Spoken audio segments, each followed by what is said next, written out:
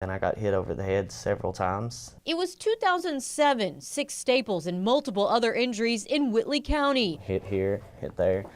I got blood vessels busted right there in my face.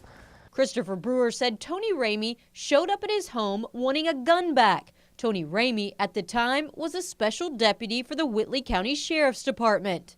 I was just wishing somebody would see it, the neighbors, and call the cops, and the cops would get there so it would be over. But he kept saying he was the police, and that was very scary. Well, most people don't even realize there's such a thing as a special deputy or a volunteer deputy or any distinction between the two. Hal Friedman sued Whitley County, the Sheriff's Department, the sheriff, and Ramey. In 2010, a federal jury said Brewer should get more than $6 million for his injuries. When you give someone a badge and don't supervise or control them, there can be very bad consequences, and that's precisely what I think the verdict indicated. This is where most law enforcement officers are trained in Kentucky, the Department of Criminal Justice Training in Richmond. Records of all certified officers are kept here and complaints against them. But what you won't find here is a list of special deputies. Special deputies are appointed by the sheriff and sworn in. But the difference is state statute says they can't be paid, and it doesn't require them to get any training before they serve. A search of Kentucky's special deputies will take you to Harlan County. A special deputy there was charged with murder in 2007 and later found not guilty. In Pike County, a special deputy was charged with DUI and later pleaded guilty to reckless driving. I would say that the majority of the public, if they're confronted with an individual who has a badge and indicates that they're a deputy of some kind, is going to assume that person has lawful authority to do what they're doing.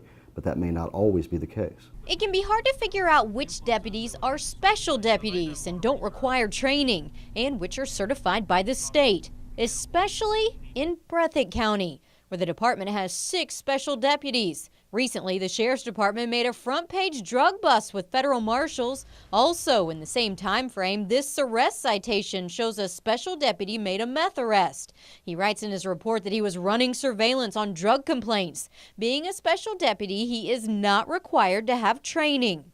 We watched deputies come in and out of the Breathitt County Sheriff's Office for nearly an entire day, wearing sheriff's uniforms, carrying guns, even driving four-wheel drive SUVs. And if you're curious who they belong to, just look on the driver's side door. Inside this patrol car, the Kentucky Uniform Citation Book. Hey, Sheriff, how are you? All right. Hey, Miranda Combs. How are you doing?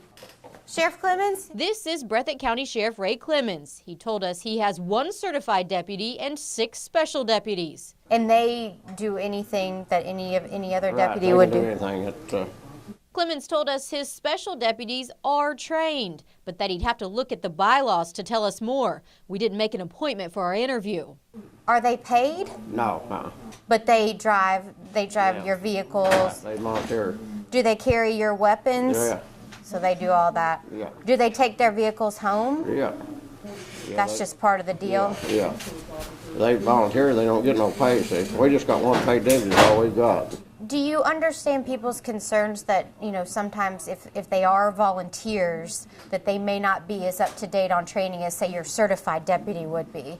Do you see that would be an issue? The ones we've had have been here for 8 or 9 years, Been through training years ago, And so they do anything that we can do, you know what I'm saying?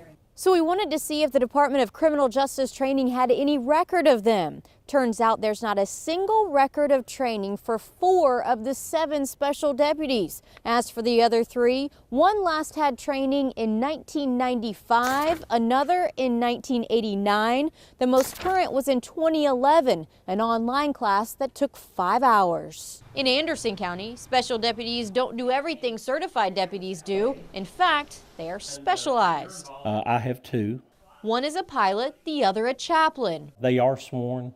It is filed in the clerk's office as required by statute. Both used, Sheriff Troy Young says, in special circumstances only.